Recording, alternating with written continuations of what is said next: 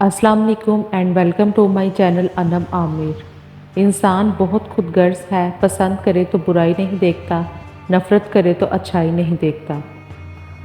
ایک عربی کہاوت ہے کہ آپ جب چاہو دور جا سکتے ہو مگر آپ جب چاہو واپس نہیں آ سکتے۔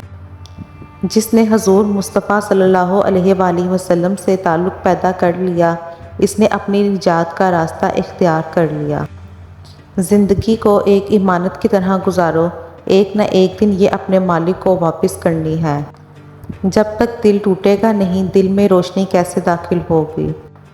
امید ترک کر دینا گناہ ہے، کیونکہ امید بذات خود ایک بہت بڑی خوشی ہے۔ ہمدردی وہ زبان ہے جسے بہرے سن سکتے ہیں اور اندھے دیکھ سکتے ہیں۔ بدترین سبق ہمیشہ پسندیدہ ترین انسان دیتا ہے۔ خدا جب کسی بدبخت کو دکھ دینا چاہے تو وہ بدقسمت ناشکری کا راستہ اختیار کر لیتا ہے۔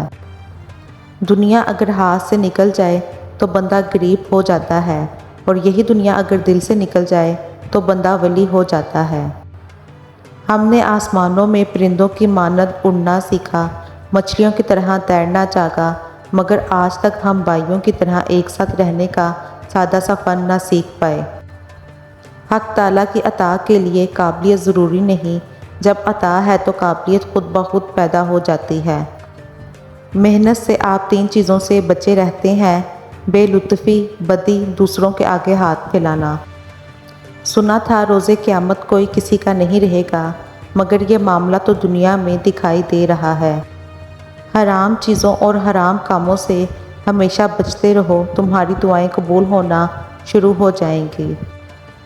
خدا تمہیں پہچان لیتا ہے، چاہے تم کوئی بھی پردہ اوڑھ لو، جو تم نہیں کہتے وہ اسے بھی سنتا ہے۔